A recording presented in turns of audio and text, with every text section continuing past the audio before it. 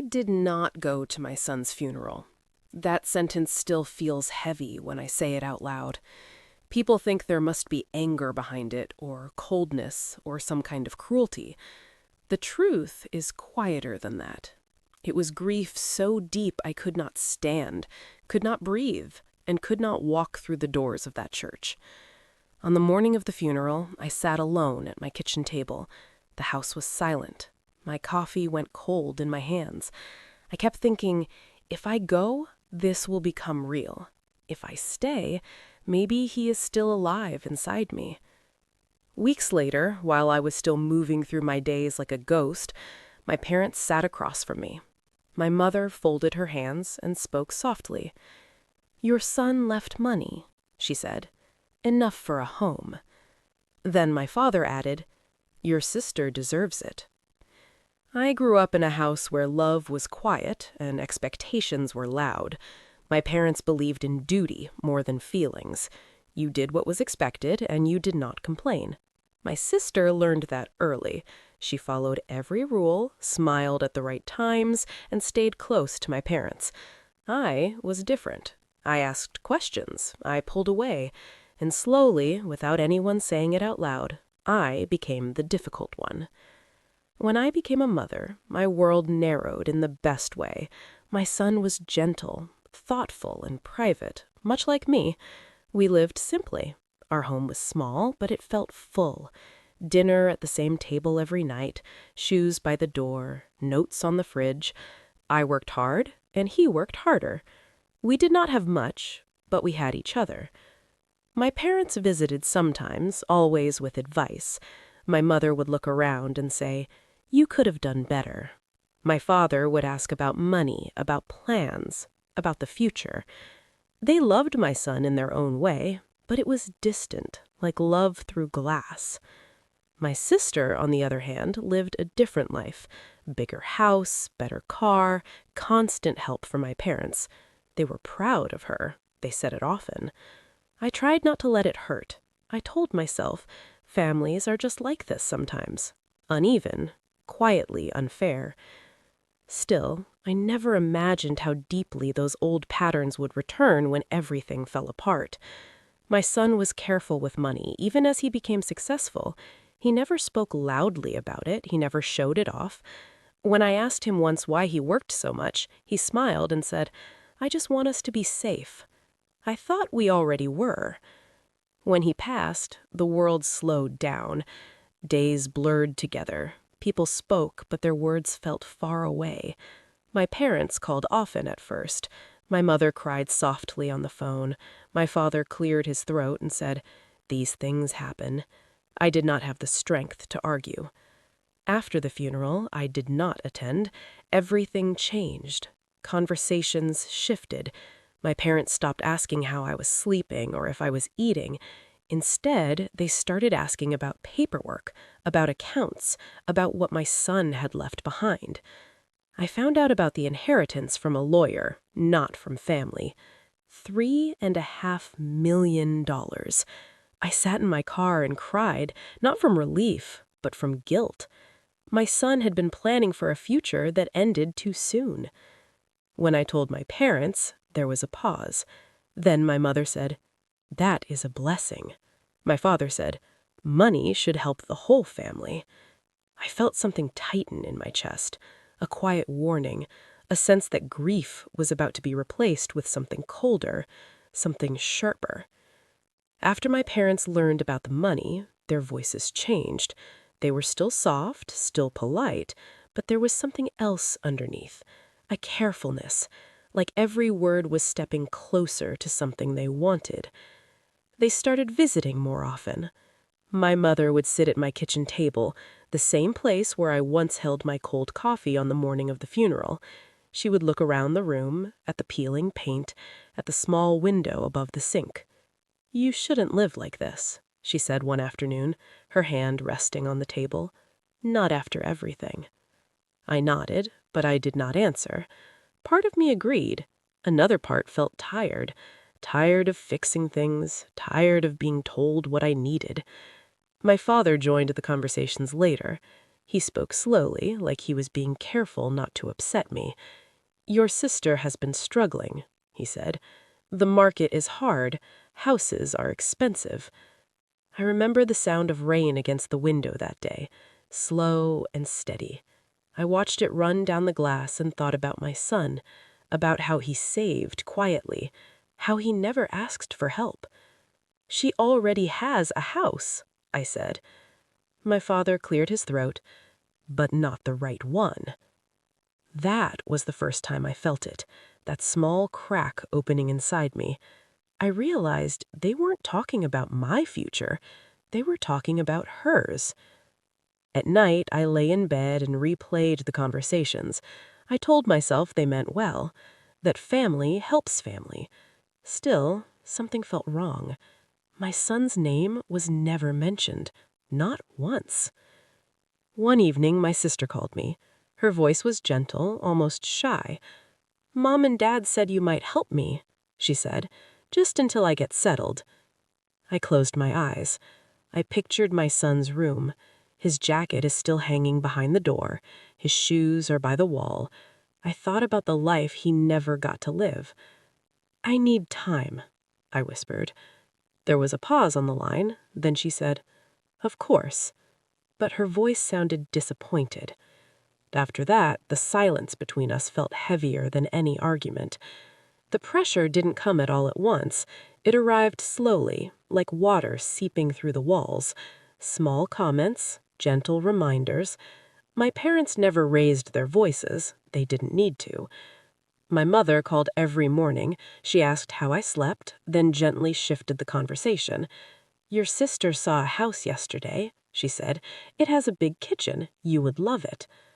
I wondered why she thought that mattered to me. My father spoke less, but when he did, his words carried weight. "Holding on to money changes people," he told me. "It can make them selfish." That word stayed with me.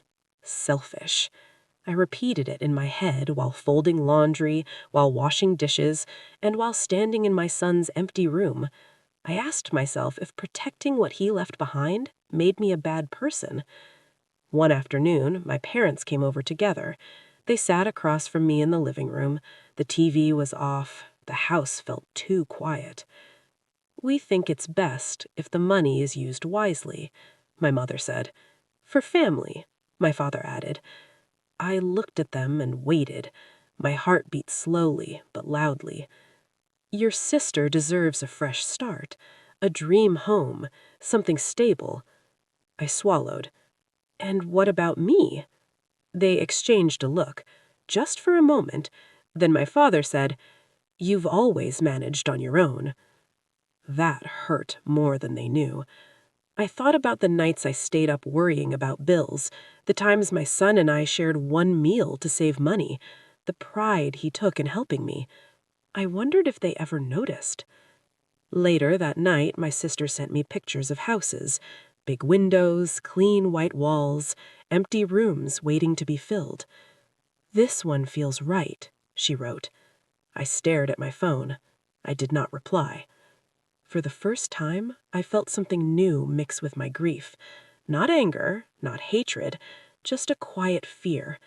A fear that if I gave in, I would lose the last thing my son had left me. Not the money, but the choice. And once that was gone, I didn't know who I would be anymore. After that, the house felt smaller. Every room carried a memory, but now it also carried pressure. Even the quiet moments were no longer peaceful. They were filled with thoughts I didn't invite. My parents stopped asking. They started assuming. My mother said things like, "When your sister moves, we can all visit." My father talked about schools near the houses she liked, even though her kids were already grown. I noticed how my son was no longer part of their sentences. His name faded from the conversation, as if his life had only been a step towards this moment. One Sunday afternoon, we all sat together at my parents' dining table. The same table from my childhood, the same chairs. Nothing had changed there. My sister smiled and reached for my hand. "I know this is hard for you," she said softly, "but this money could do so much good." I looked at her, and searched for something familiar. Guilt? Doubt? Anything. I did not see it. "This was my son's," I said. My voice did not shake. "He worked for it." My father sighed. "And now he's gone," he said. "Holding on won't bring him back." The room went very still. I felt something inside me sink. Not break, just sink. I realized they saw the inheritance as an object, a solution, not as a piece of my child's life. That night, I went home and opened a drawer I had not touched in months. Inside were letters my son wrote me, simple notes, thank you cards, a folded piece of paper where he once wrote, "I've got you, Mom." I sat on the floor and cried, quietly, not from anger, from clarity. The next morning, my mother called again. Her voice was calm. "We need an answer," she said. I held the phone and looked around my small kitchen, the chipped counter, the old chair, the place where my son once laughed. "I'm not ready," I said. There was silence. Then my father spoke in the background. "She's choosing money over family." I hung up slowly. My hands were shaking. For the first time, I understood that the conflict was no longer about a house. It was about loyalty and who I was willing to lose. The call ended, but the words stayed. Choosing money over family. They echoed in my head while I stood in the middle of my kitchen, still holding the phone. I felt like a child again, being quietly judged, measured, and found lacking. That afternoon, I drove without a plan. The road was wet from earlier rain. The sky was gray, low, and heavy. I did not turn on the radio. I needed the silence. I ended up at the cemetery without meaning to. My son's name was carved into stone now. Clean lines, too permanent. I stood there for a long time, my hands tucked into my coat, my breath slow and careful. "I'm sorry," I whispered. Not for the funeral, not even for the fighting. I was sorry that his life had become a discussion, a negotiation. I thought about all the times he protected me, when he said, "Don't worry, Mom," when he insisted on paying a bill, when he planned for a future that included only the two of us. For the first time, I asked myself a hard question. What would he want? That evening, I found an envelope hidden behind a stack of old papers. My name was written on it in his handwriting, simple, careful. Inside was a letter. I had never seen it before. He wrote about work, about stress, about hope. Then he wrote, "If anything ever happens to me, I want you to be safe. Please don't let anyone push you into something you don't want." My hands shook as I read it again and again. The next day, my parents called me to come over. Just to talk, my mother said. We sat in the living room. My sister was there too. She looked nervous now, less certain. My father spoke first. "We need to settle this." I took a breath. I felt calm in a way I had not felt in months. "I've made my decision," I said. No one interrupted me. For the first time since my son died, I felt his presence beside me, not as painful, but as strength. I sat there with my hands folded in my lap, feeling the weight of every year I had spent trying to keep peace. The room smelled like furniture polish and old memories. Nothing had changed in my parents' house, only me. "I'm not giving the money away," I said slowly. "Not to buy a house, not for anyone else." My mother's face tightened, just for a moment. "We're not asking you to give it away. We're asking you to do the right thing." I looked at her and felt a quiet sadness. This is the right thing, for me. My father leaned forward. "You're letting grief cloud your judgment," he said. "Your sister needs stability." My sister finally spoke. Her voice was softer than I expected. "I thought you would understand. I thought you'd want to help." I nodded. "I do want to help, but not like this." There was a pause, long and uncomfortable. "I lost my son," I continued. "This money is the last thing he did to protect me. I won't turn that into something that hurts me." My mother shook her head slowly. "You've always been stubborn." I almost smiled. For the first time, that word did not hurt. My father stood up. "If you walk away from this, don't expect things to be the same." I felt my chest tighten, but I did not cry. I had cried enough. "Things haven't been the same for a long time," I said. My sister looked down at her hands. I could see disappointment there, maybe even regret, but she did not argue. I stood up too. My legs felt steady. "I'm going home," I said. No one stopped me. As I walked out the door, I felt a strange mix of loss and relief. I wasn't sure what I had just broken or what I had just saved. But I knew one thing. I had finally spoken with my own voice. The drive home felt longer than usual. Every red light gave me time to think. Not about what I said, but about what I didn't say. All the years I stayed quiet. All the times I swallowed my needs so others could be comfortable. When I reached my house, it was already dark. I turned on one lamp and sat down on the couch. The silence wrapped around me, but this time it did not feel empty. It felt honest. My phone buzzed, a message from my mother. "We're disappointed. This isn't how family behaves." I read it once, then again. I did not reply. A few minutes later, my sister texted, "I never wanted it to hurt you like this." I stared at the screen. My fingers hovered, unsure. Finally, I typed, "I need time," and I meant it. That night, I opened my son's letters again. I read them slowly, one by one. His words were steady, kind. He never rushed me, even in writing. I realized something then. He trusted me. Not just to survive, but to choose myself. In the days that followed, my parents stopped calling. The quiet felt sharp at first, like something missing. Then slowly, it felt lighter. I slept better. I cooked meals again. I watered the small plant on the windowsill my son once bought me. One afternoon, I met with a financial advisor. I felt nervous walking in, but also proud.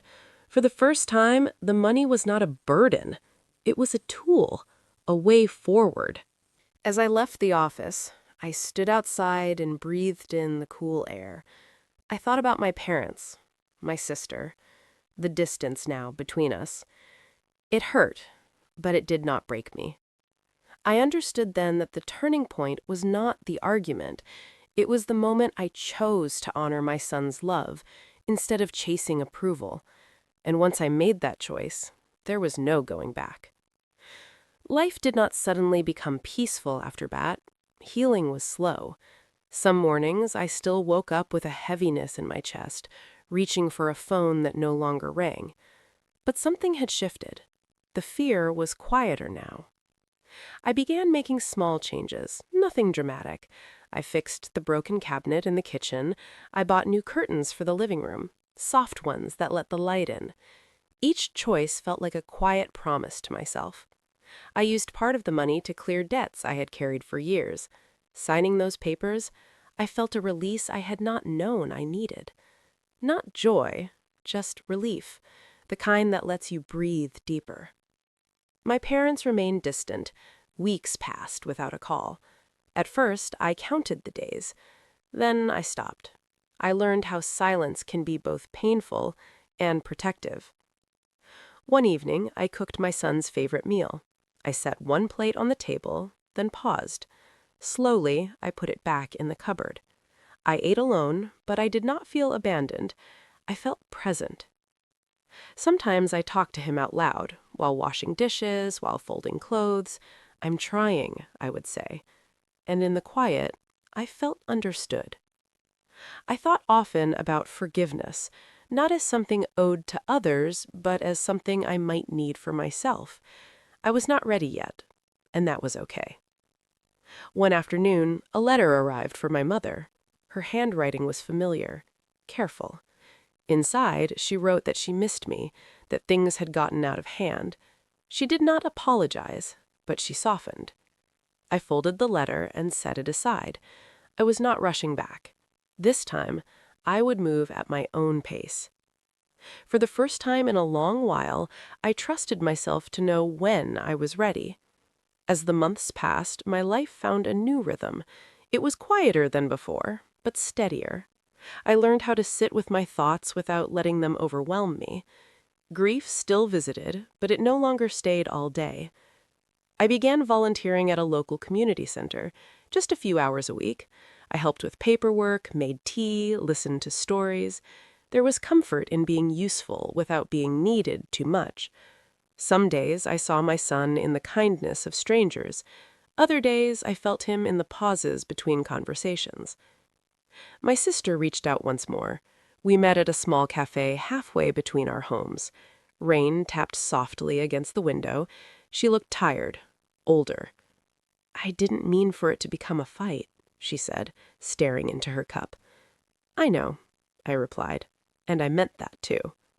She admitted she had felt entitled, that our parents' expectations had shaped her more than she realized. It was not a full apology, but it was honest. We spoke carefully, like people walking on cracked ground. When we parted, we hugged, briefly, gently. It was not a return to closeness, but it was a beginning. I continued planning my future slowly. I set aside money for safety, not luxury. I thought about traveling someday, maybe taking a class, living without constant worry. One evening, I sat on the porch as the sun went down. The sky turned soft shades of orange and gray.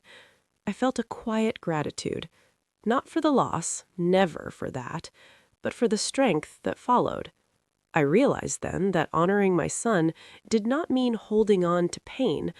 It meant living in a way that reflected his care, his steadiness, his love. And in doing so, I was slowly becoming whole again. The final piece of healing came quietly, without warning. It happened on an ordinary morning when I was sorting through old capers. I found a photo of my son and I sitting on the front steps years ago. We were laughing at something small. I couldn't remember what, but I remembered the feeling. Safe. Enough. I placed the photo on the shelf in the living room, not hidden away, not framed in grief, just present, like him. I wrote back to my parents a few weeks later, a short letter. I told them I loved them. I told them I needed boundaries. I did not explain myself again. I did not defend my choices. I simply stated them. That was new for me. Their reply was slower this time. When it came, it was careful, respectful.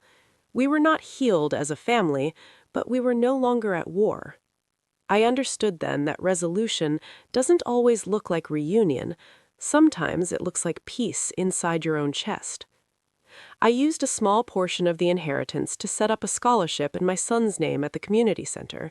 Nothing grand, just enough to help someone trying quietly the way he always did. Signing the papers, I felt close to him again. That night, I slept deeply. No dreams, no weight. I still miss him every day. That will never change. But the missing no longer controls me. It walks beside me now. The house still creaks at night. The kitchen table still holds memories. But it also holds new mornings, new choices, and new calm. I learned that love does not end with loss, and honoring someone does not mean disappearing for them. Sometimes it means staying, choosing yourself, and living on gently with everything they gave you. Now, when I look back on everything, I see it more clearly, not as one long moment of pain, but as many small moments where I learned who I was. Loss stripped away my habits of pleasing others. It left me with only what mattered. I still think about the funeral I did not attend. I no longer judge myself for it. Grief has many shapes. Mine needed silence, not crowds.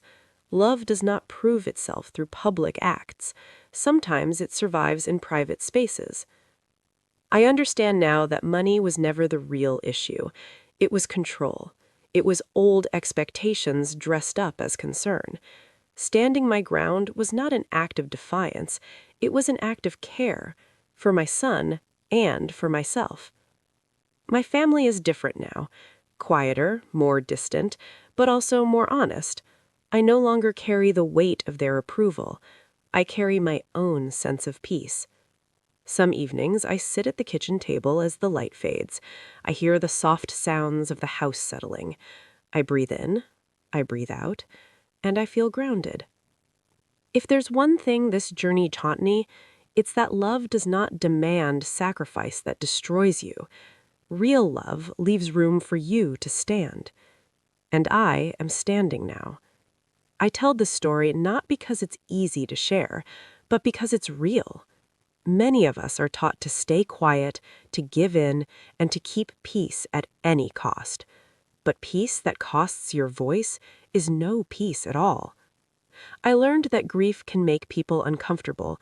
It can make them rush, demand answers, and look for solutions that feel tidy. But grief is not tidy. It asks for patience. It asks for honesty.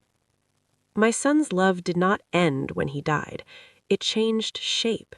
It became the strength that helped me say no. It became the calm that stayed with me when others walked away. It became the guide that helped me choose a life that felt true.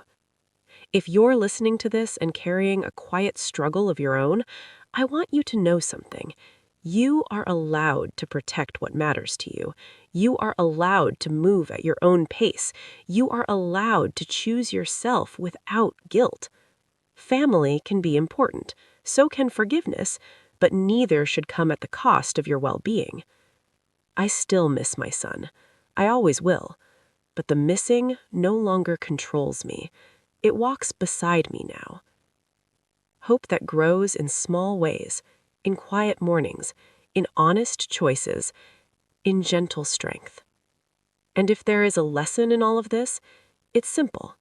Even after loss, even after pressure, you can still build a life that feels like your own.